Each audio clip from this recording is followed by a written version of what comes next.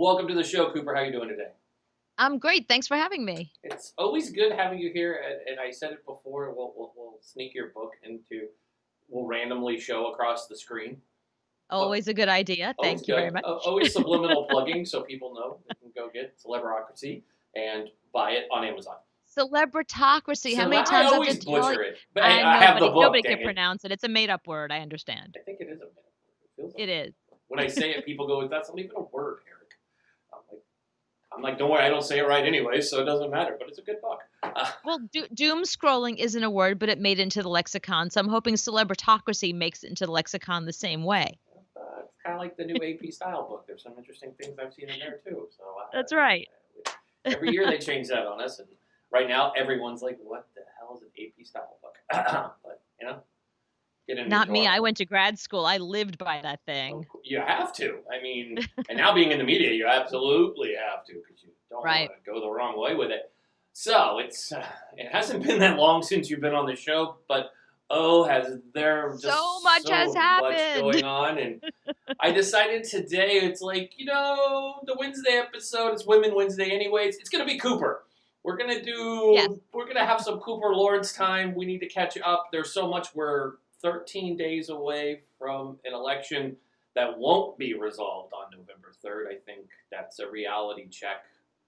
Right. A lot of America, or as I call it, the series finale of America. Yeah, it's going to be interesting. So as we go on air and we're talking, Melania Trump has canceled her travel for the week, citing COVID. She's still recovering from COVID. Now, she's much younger than her husband, who miraculously was cured.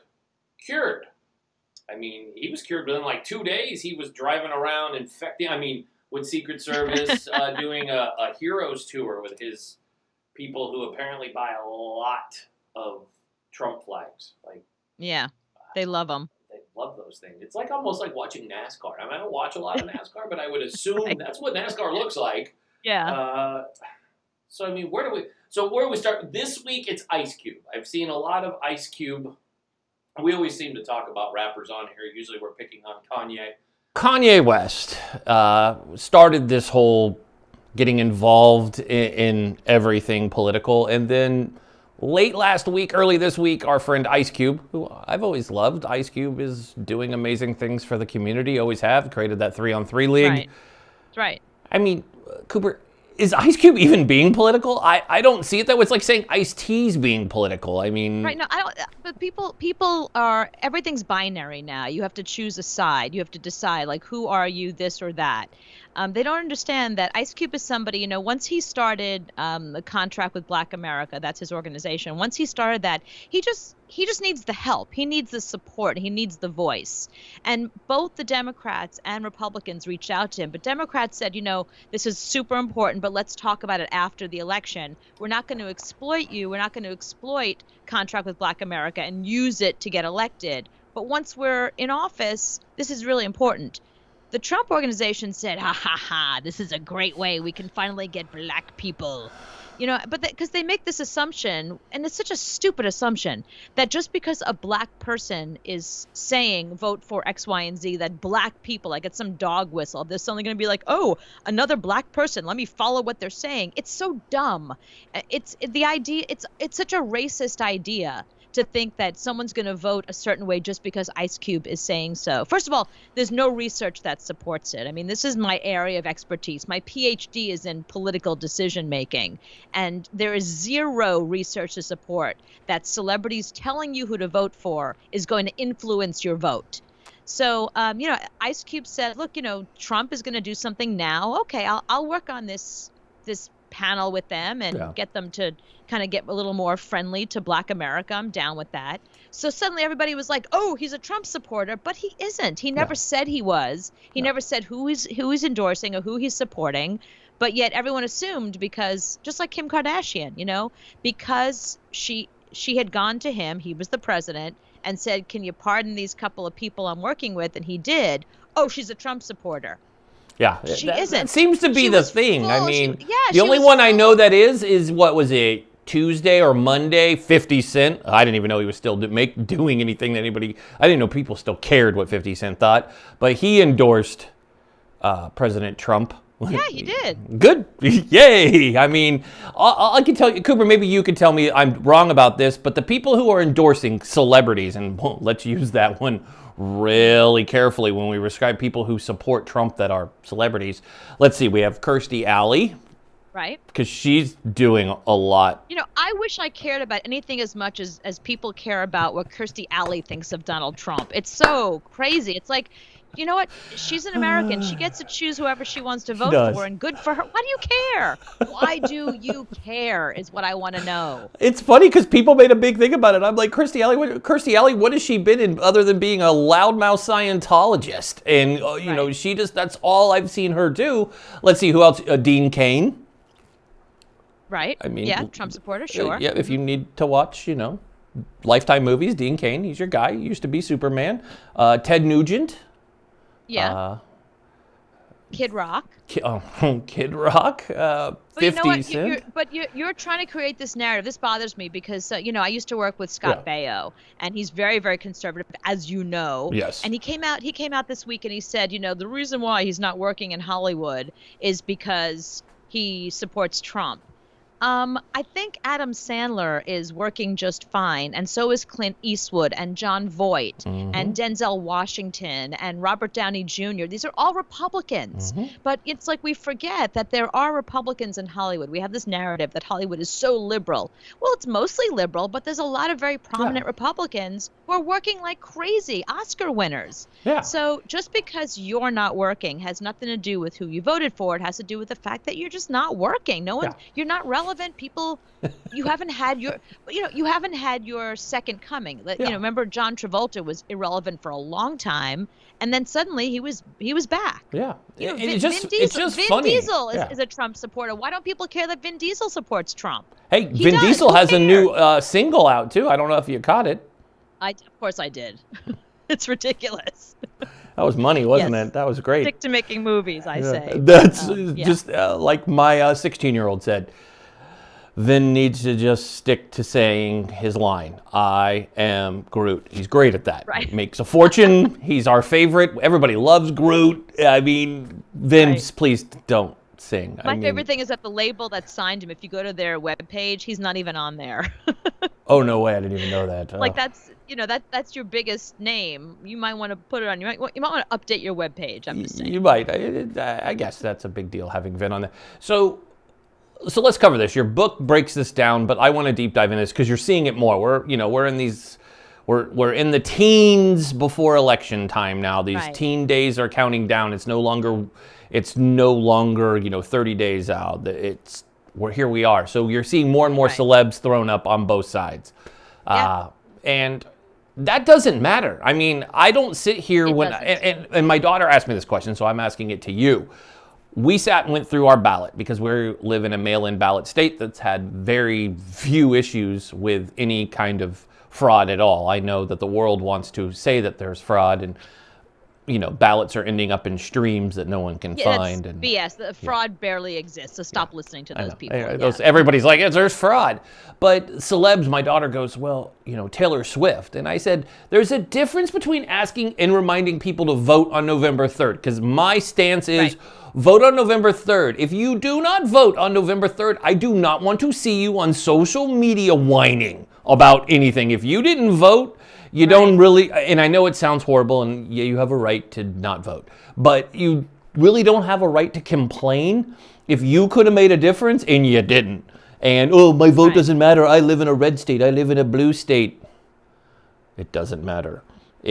Go vote because there's other things on those that have measures. And I mean, that's true. There's so much on ballots. You get to cast it. Exactly. It's about having pride. I feel like that is very few things. I worked on a study years ago about patriotism in America.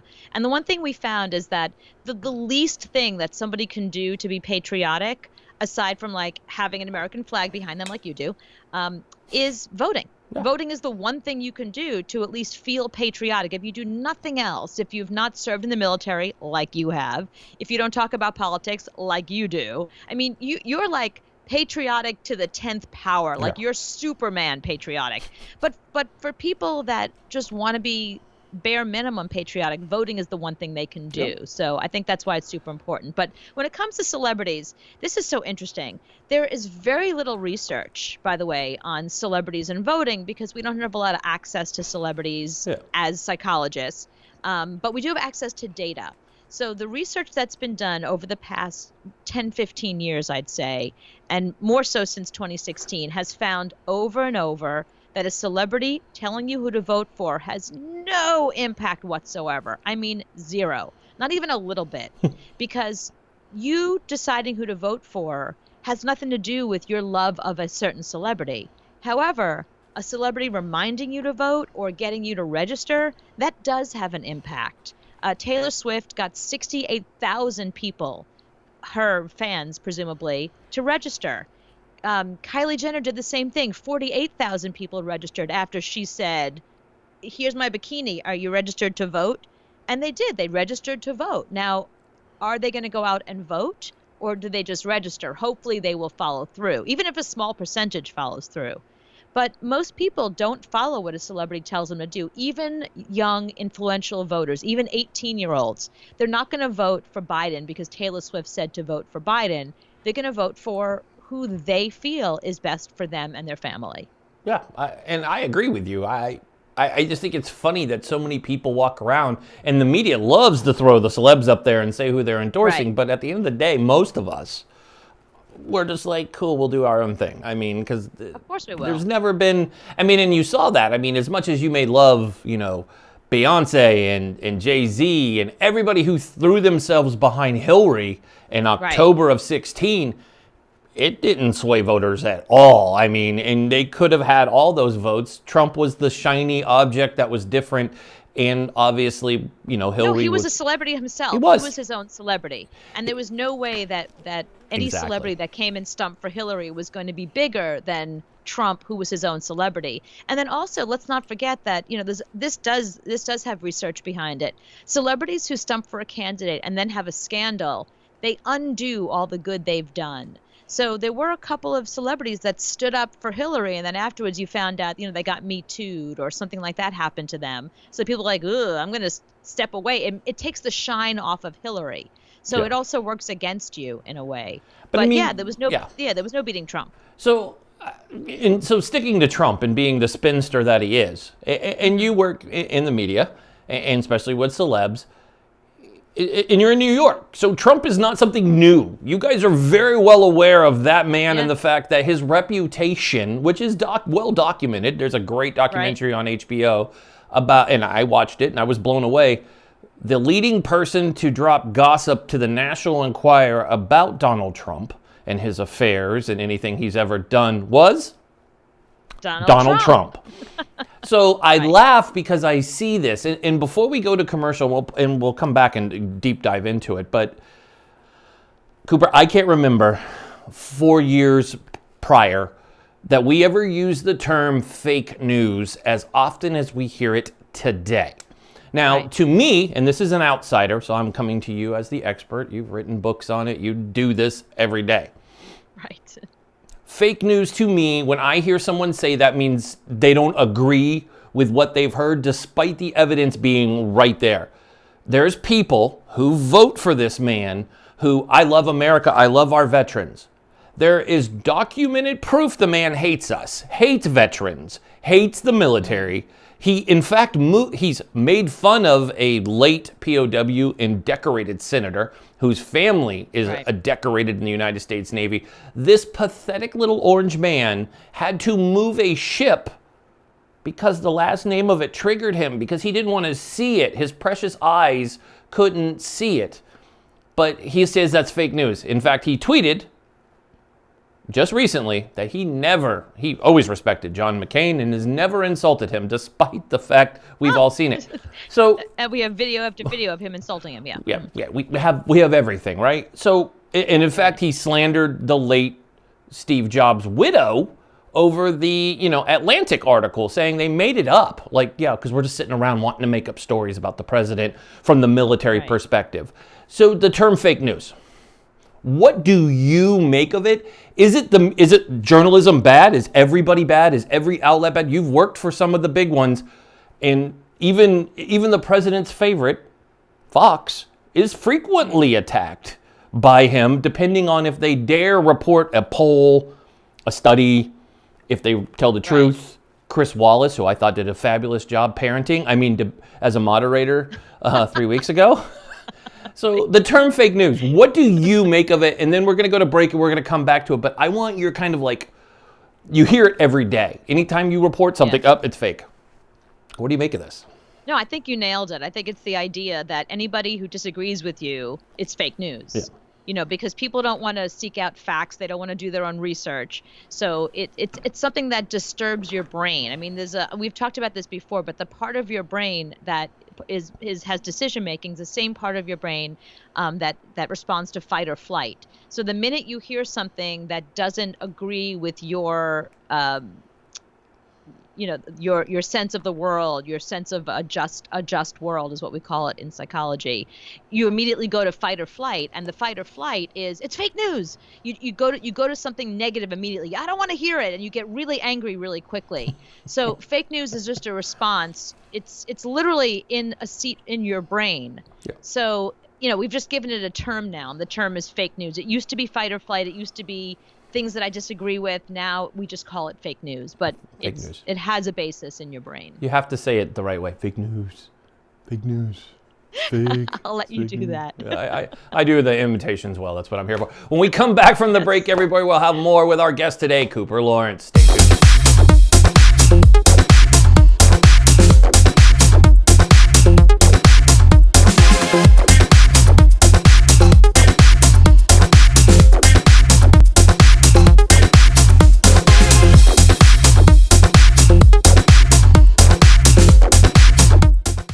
And welcome back. So, Cooper, when we left, we were talking about fake news.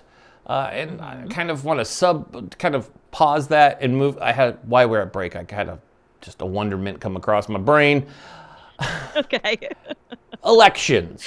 Now, growing up, how ADD you are. It is like you're lucky. We might talk about sports in a second and lose everybody. But because we talk about voting. We look at social media. I think that's why, because during the break I hopped on Twitter for a second. Growing up, I grew up with, the greats on TV. I remember watching elections with my mom, with Peter Jennings. I mean, just love Peter Jennings, like probably one of the classiest voices on air. I mean, besides Cronkite, who owns the title, to me, Peter Jennings he's like Brokaw. Has that voice where you're just like, they're very distinct. I mean, Dan Rather too, love Dan Rather, but I grew up with Peter Jennings. I just remember Peter Jennings very well. And voting was a private thing. Like I remember like my mom telling me who she would vote for, but that was in our house.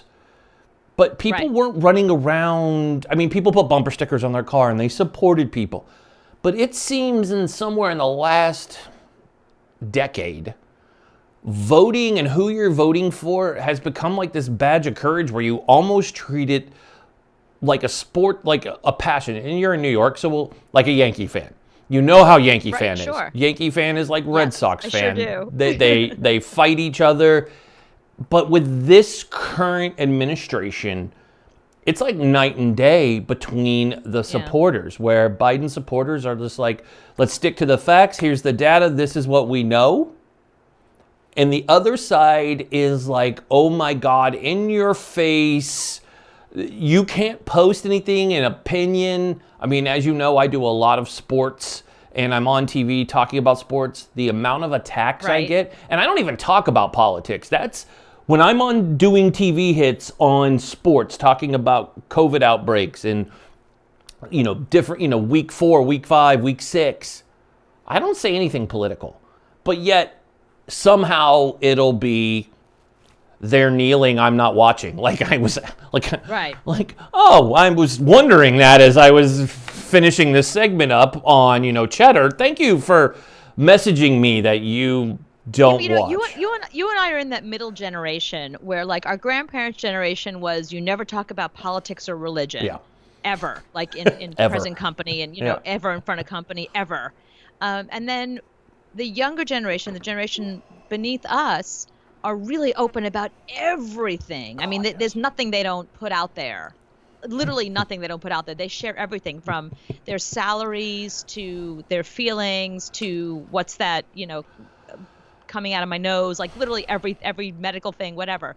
And it's really good because it's helped people with, mental health issues because they talk about it so openly, and, medical issues and embarrassing things. Nothing's embarrassing anymore. You and I are in that middle generation where we were told not to talk about things, but we're looking at this younger generation who's talking about everything, and we mostly are apathetic, but we sort of feel the need now to kind of start sharing and participating and maybe going against what our grandparents were telling us, because we want to feel relevant, but we also we have more experience.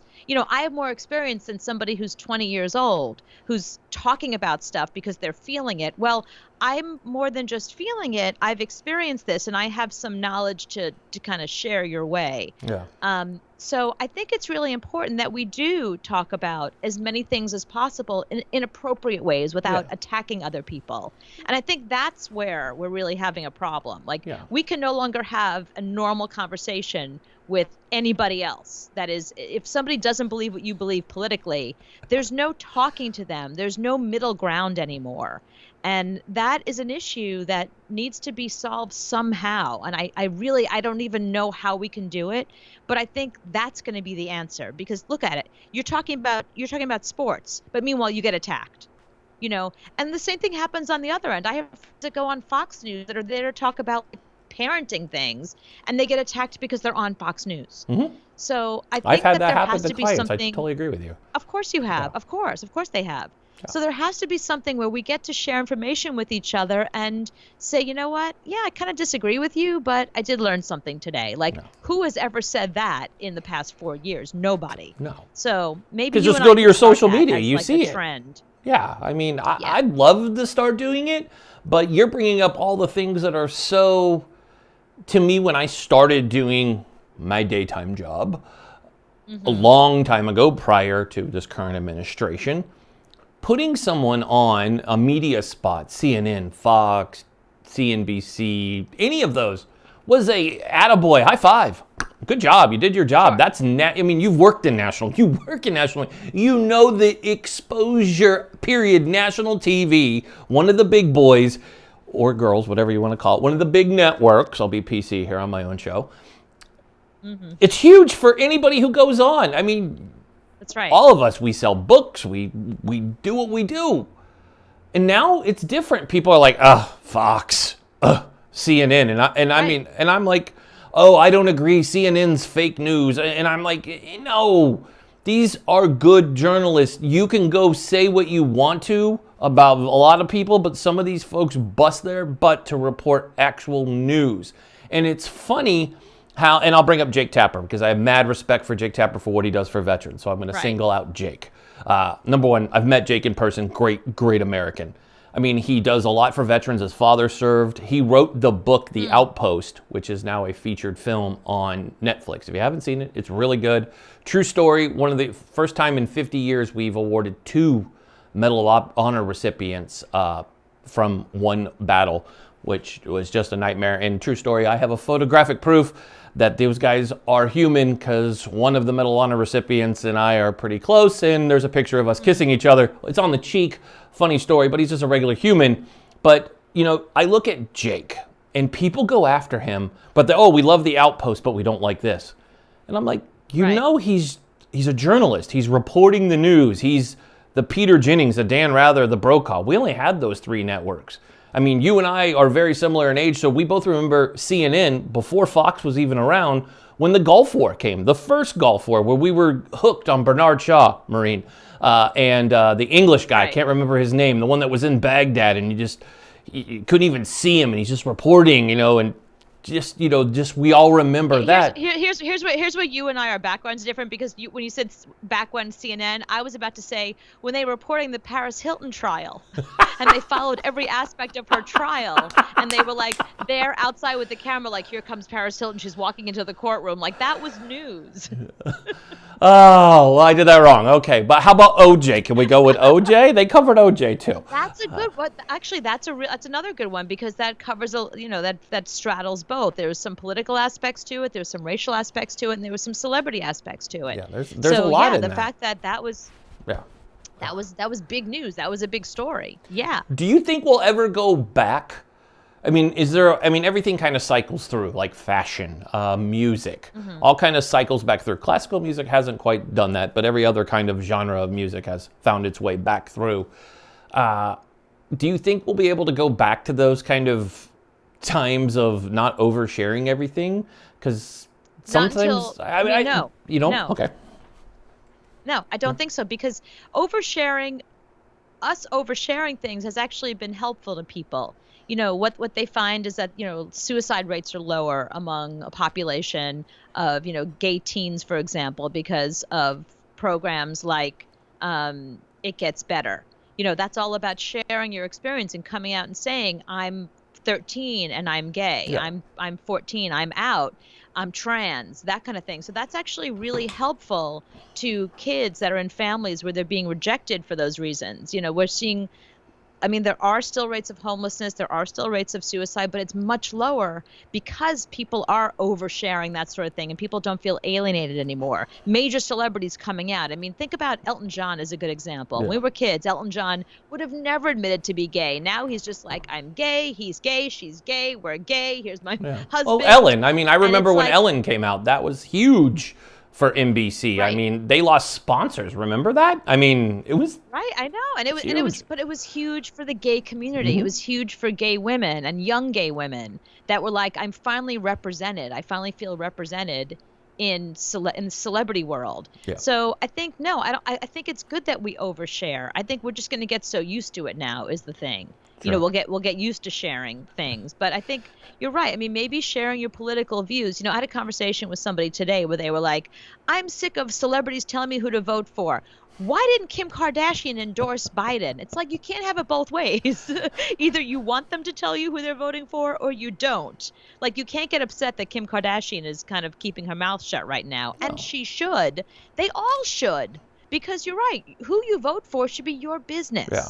I think that's what I meant, where I think kind of my drive is, how do we get back? I love the examples you gave. I definitely love that folks coming out is amazing, and they're not embarrassed. And mental health is another thing that's huge that people are talking about, because it used to be taboo. Coming from a world where PTSD is a very current topic, I still see it pushed as a taboo topic. A good friend of the show, we call him the Marine Rapper because that's his actual artist name. Well, I call him Teamer. That's because it's just TMR is just weird to say, so Teamer's easier. He's been posting a lot going, great, you think supporting veterans is by doing 22 push-ups. That doesn't help us. We've been dealing with what is an epidemic of daily suicides in the veteran community, but nobody's talked about it until the last few years, where thankful for athletes are the ones that seem to be leading the way, because thankfully they're still here. Unfortunately, the musicians who talked about their mental health, they passed. We think of Linkin Park and, a few others that we've lost. But mental health has become huge, with Kevin Love and even Dak Prescott from the Cowboys being very open during this time, and Paul George in the NBA bubble. All these athletes are like, this is hard. So I'm just wondering, and it's just kind of wondering aloud, if there's going to be a way to be like, okay, maybe put your politics back in the can and put that lid back on. Because we need to be able to get along. We are all Americans at the end of the day. So telling an American to go home or back to where he came from, you sound stupid, number one. So Trump supporters, stop telling people that, because it's just weird. Just because he says it, you probably shouldn't say it. Because about 20 of you have sent me messages telling me I need to go back to where I'm from. I was born in Orlando. Where are you from? I was like, aren't you from Florida? I'm from Orlando. I don't want to go back there. It's hot. I like the Pacific Northwest. Go back to Florida. But go back to where you're from. I'm like, or go enlist. That's another one of my personal favorites. I'm like, Right. I'm good. Been there, done that. I like hair. It's nice to have hair. But I mean, Yeah. it's just one of those questions that comes up as we get so close to this election. There's so much more data coming out. It's good to see. And we talk about this younger generation because they are very data driven, which I actually geek out on. And I know that's a thing that you must love. So we were talking off air about Brittany Kaiser, who's just an amazing whistleblower from Cambridge Analytica, who is coming clean and sharing it, article after article. She had a big drop on Friday that was taken where she's leaking articles of all this information she has because she's data driven and she's looking at it and going, you're being told one thing. But here's my question. There's actually a question in here, I promise. When you look through all this and we have all this hardcore data, right? I don't care if people don't listen to what Taylor Swift says. Love T-Swizzle, but I'm not swayed by her. But I am swayed by data. Why are so many people not swayed by data? No matter if I were to pick this up and say, Cooper, this is not a cell phone, even though you and I damn well know this is an iPhone, you and I argue that it's not. Why are people fighting hardcore data as the honest to God truth instead of being like, no, that's I don't want to believe it? and it's a majority of people thinking this way. Because there's two reasons. One is because the narrative is out there that when you hear data, it's skewed, that you're not really getting real facts. That even if a scientist, even if somebody that doesn't have a dog in the game at all, like just somebody that has science and facts is coming forward and saying, here's the data, here's the fact. Oh, it's skewed. Oh, it's underreported. Oh, it isn't true. So we now have this narrative that data isn't real. So science isn't real. Facts aren't real. And it's hard to get your mind around because most of it is so ethereal. Like, I always use an example like a flat earther. How do you prove to a flat earther that the earth is not flat, that it's round? How do you prove that? I guess there are certain ways, but it's all scientific. And if they're not going to follow your logic, coronavirus is a little bit different. If you don't believe in coronavirus and you go out there without a mask and you let somebody cough on you, you're going to get sick, and people are getting sick. That's not that there's data that actually has some proof. Now, statistically, people know somebody that has had the virus if they haven't had it themselves. So there are certain facts that we believe only if it happens to us. And this is really common. I hate to say it, like it's really common with Republicans who, they're against gay marriage until suddenly their daughter comes out as gay. They're against abortion and stem cell research until Trump is like, hey, I got better because of stem cells. So it's like, unless it happens to them specifically, they deny that the facts are facts. So it's really easy to deny facts. Chris Christie was just raising his hand. He was raising his hand for you, Cooper. Chris was like, I probably like masks now after I've been in ICU with COVID. But yeah, masks are cool. That's a good example. Exactly. I mean, he was like, oops. And we keep hearing this over and over. People that went to Trump rallies and they're laying in a hospital bed going, I didn't think it was true, but here I am. It's like, right. Because you have been told that science isn't science and facts and data don't matter. But now it's coming home to roost. And it's really sad because of all ways to teach people about science, this is the saddest way.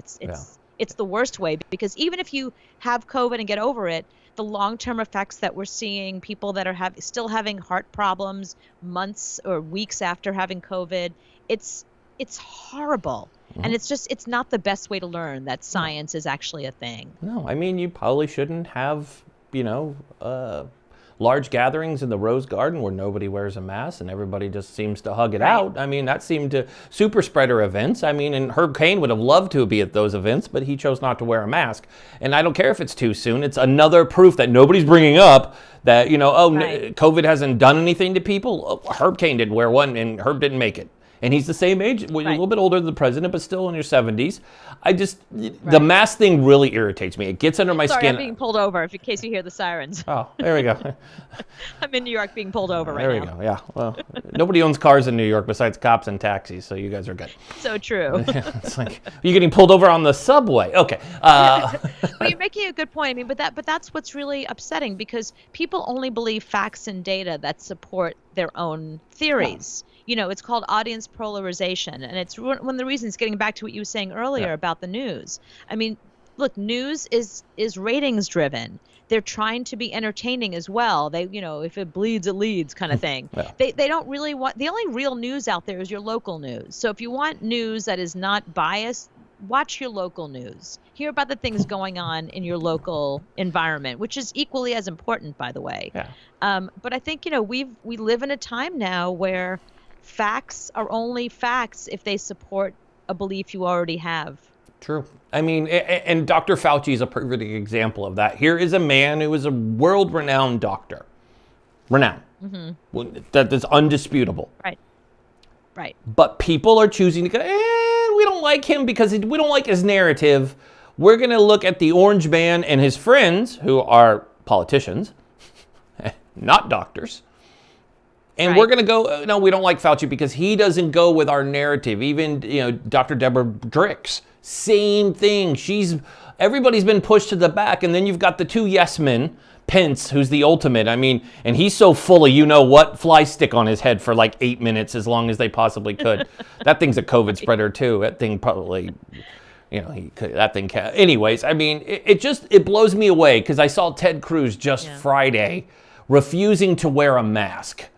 In front of the media, the journalist goes, "Please wear a mask." You'll get but consequences are immediate now. Yeah. This isn't like you're refusing to pass a law that's going because you don't believe that these people need this law to be passed. I mean, that's a little more abstract. This is a direct consequence. You don't wear a mask. You're out in public. You're increasing your odds of getting COVID. So when you get COVID, you won't be surprised, is all I can say. It's not shot. Like Fauci said when he was asked on 60 Minutes. I did love that he said, I wasn't surprised the president caught it. I mean, he refuses to wear a mask. I mean, whether he had it or not at the first presidential debate, I don't have an opinion on that. But it's the fact that I will always remember, I carried it with me, but look at this guy over here. He's in his basement and he's always wearing a mask. And I'm like, and he doesn't have COVID. Right. It's weird it's funny how this works, sir. Weird how he stayed healthy. Yeah, it's amazing how the old guy that you make fun of is healthy. So it's just, it's a constant thing that I haven't quite figured out why the media is so, and it's not the media, it's just this ongoing attack on people who know what they're talking about and then not liking the narrative. That's why I wanted you on the show today to basically break down this weird narrative that these people have, because it just doesn't make sense to me that the narrative, it just depends on who you like. I mean, I get it. Yeah. Now, your argument should always be if somebody, like, they've politicized a disease. So if your argument should always be, okay, so let me get this straight. They somehow got Papua New Guinea and Australia and little places in China and Taiwan to wear masks or not wear masks or get COVID to support our presidential election. Like, I don't get it. Why would they care about our presidential election in New Zealand? Like, they don't. They don't. So all these people that started out, saying that it was political, really? Because that means that the disease is only happening in America, except it isn't. So it's a global pandemic. There goes your theory. Yeah. It's a global pandemic. So it's not about American politics. Like, get out of your own ass. Right? It's just, and we have these few short weeks left. Obviously, we'll probably have you back on right after the election. But, I mean, do you have any predictions that you want to go on record with on what you see? I mean, I'll go first. My prediction is this isn't settled until right before Christmas time at the earliest. Yeah. And it will be decided by attorneys and a lot of shady dealings, which is concerning to me because there's so much behind the scenes going on that people aren't looking at.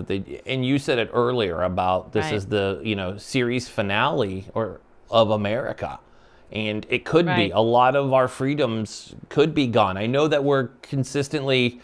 And we didn't cover it this time, but we'll come back to it another time. But the consistent bashing on, somebody being elderly, and Joe Biden gets nailed all the time. I hear, sleepy Joe. I hear all these hateful things, and I'm like, do you?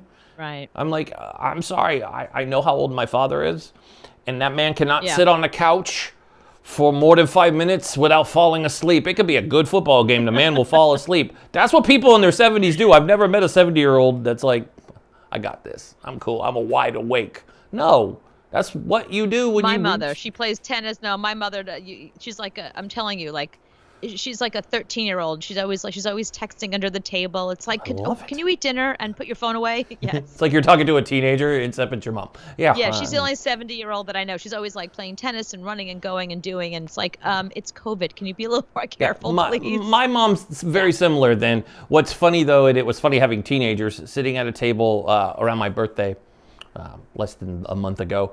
My kids were there. We played this domino style game called Mexican Train. It's really fun. We took it up during COVID, and we were playing music, and it was my playlist on Spotify, and Eminem came on, Right. and my mom starts rapping, and What? my 16-year-old stops and she's like, that's why my Nana's awesome. She knows Eminem. My mom's like, yeah, That's Eminem cool. really changed the game. You know, after the Beastie Boys, we needed Eminem. And I'm like, Well, all right, Mom. okay, Mom, my stepson's like, holy, she's like, yeah, I like Jay-Z too. You know, and my mom's seen Kanye in concert. When we were in New York for Christmas last year, Kanye had his, I can't remember, his gospel that he did at Lincoln, the Right, Kennedy that's right. Center. Yeah, Kennedy Center, right? That's the Yeah. one that's in New York. Lincoln Center. Lincoln Center. I get them confused. There's Lincoln Kennedy. Everybody's got Kennedy's in D.C. That's Lincoln right. Center's here. There Yeah. you go. We should make the other way around, but we're not going to go there because it would make sense if Lincoln was by the Lincoln Memorial. That's a whole nother. It would make more sense. That's really true. Yeah. Because Lincoln's right there. If you anyways, but you know, she saw it, and you know, my kids were like, my Nana went and saw Jay-Z and saw Kanye, and I'm like, yeah, but that's how it's all in a mentality. So judging somebody by how old they are. So before you go, I know I asked you. I came up with a question while we were talking. It's the one I wanted to ask. Did you watch the town halls last week? No, of course not. No, because they have no impact on anything. It was a waste of my time. And also, I think there was a Law and Order marathon going on, and I didn't want to miss any of that. Yeah, there was something. I know who I'm voting for. I don't need to watch a town hall Yeah. because it just all does is make me angry. You know, it's like, you're an undecided voter. Really? In 2020, you're undecided? Are you serious? Like, what? So it just made me too angry. I specifically did not watch them because I wanted to have one night that I can just be at peace. Yeah, I agree. I watched highlights on Twitter. That's what I watched. I already know who I'm voting for. That was set in Right, stone of course you long do. ago. I mean, before we even walked into debate season. I just think for a pop culture side of the house, the behavior that we're seeing, again, it goes to our generation, what's normal and Right. respectful. If we remember those debates, I was going to go with a whole other word, debates, which is not debates. It's my word. You know, if you grew up watching like Dukakis and Bush and, you know, Clinton versus Bush and Ross Perot, everybody's favorite little guy, Ross Perot, you know, there's, Right. and now it seems different. Like behavior is who can be the biggest jerk on stage is what people, and it's sad people get excited about it. Except for the first No, but debate. that's I just will say that's it was just been good to since see on Trump. social. That's been since Trump. Yeah. But That wasn't true for the Bushes, you know. It wasn't true. It wasn't true before Trump. No. Now it's about being a showman. Yeah. Remember, Trump is always like, when something happens, what were the ratings? That's his first Exactly. question. What were the ratings? Exactly. That's what you want to know. What the ratings were? Like, Ratings. that's what's important. Not how you're going to help America or what you're doing with healthcare or BLM Ratings. or any of that kind of stuff. No, you want to know what your ratings were? Like, yeah. that's your priority. And you're right. It's bizarre, the world we're living in. Yeah, Yeah, you're- you can't make anything happening now a precedent. Like, as soon as we get past this, if hopefully Biden gets into office, all of that showmanship is going to be gone. And that's going to be a step in the right direction, because whoever's president after Biden is hopefully going to be somebody that is deserving of an office, you know? Yeah, So, I agree with you. and hopefully somebody a little more moderate, and hopefully somebody is going to put the country back together and not divide us further. So Yeah. my prediction is for 2024, not for next week. Ooh. Wow, look at that. Yeah. You think the orange one's sticking around, huh? No, I don't think the orange one's sticking around. I think, I mean, it seems to me like Biden has a good chance. Yeah. But Biden is still somebody that is really polarizing. Mm-hmm. You know, and I don't think, as the things that Biden is going to do, I don't think uniting the country is I don't think he's capable of doing that. He's not a No, moderate enough. I He definitely doesn't agree with have you what it that in takes to 4 unite years we this can't do country. it. You're correct. In 4 years, Right. nothing. It's going to take 8 to 12 to fix the damage that's been done in 4, because Right, we've just exactly. destroyed so much of everything that means beloved to many of us. That I agree with you on that. Now I see where you went with 2024. So Right. So in 2024, we need a ticket that's like Kamala Harris and Nikki Haley. ooh, that's a ticket right there. Look at that. That's a Or Condi Rice and somebody super progressive. You know what I mean? Like Condi Rice and Buttigieg. Like we need something I like that. Buttigieg. Buttigieg is like the man. I love watching Mayor Pete. Mayor Pete's like my favorite guy because he just calls it like he sees it, and he's just.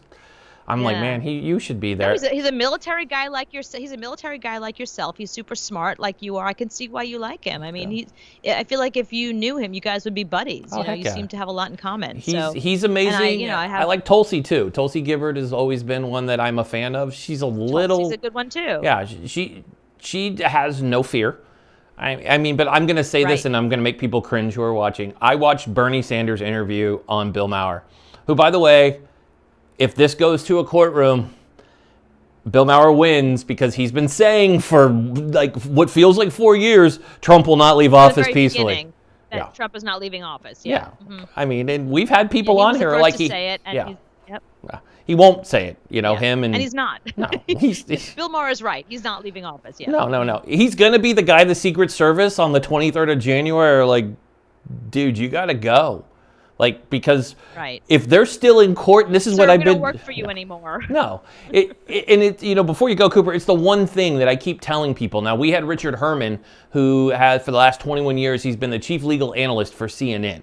And I asked him that question because we had our followers, they're like, hey, can you ask him this question? And legally, per the Constitution, January 23rd, if we're not inaugurating somebody because we're stuck in a Supreme Court battle, which we'll have to bring you back off, that's a whole nother subject we didn't touch. Right.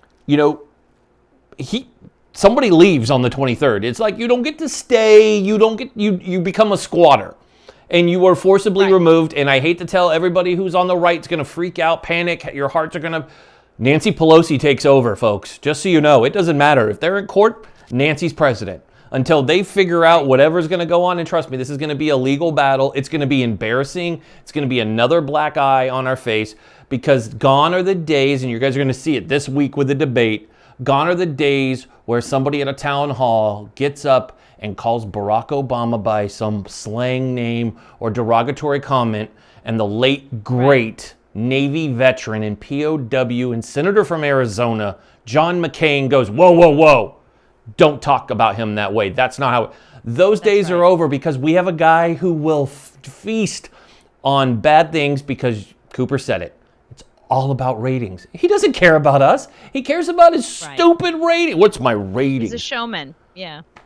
Not the true. president. That's why he goes to the top and takes his mask off and then films a commercial with everything is Holding a Bible upside down. It's not even his all Bible ratings. at a church he doesn't even attend Right. after he gassed Americans. Yeah, he's a real hero. Yeah, and make sure you put all white people in your photo too. Just make sure if you're going to do a photo op, you bring all the lily white people with you, and make sure your kids are right there. And the one poor sucker in uniform who's like, I didn't belong there. I was like, yeah, you didn't. Yeah. But Cooper, it's been great having you on the show. Always great to catch up and kind of mix politics and pop culture together. That's what we do best when we have you on. So we'll have to have you on right after the election, and it'll be fun to see where we're at that point. But I want to thank you so much for joining us today. It's always good to see you. Thank you so much for having me, Eric. I'm always here for you. I love it. That's why we call you up. We're like, we need Cooper. That's what we're doing. So, folks, Cooper Lawrence, I'll be right back to close out the show after these messages. Let's get to the point.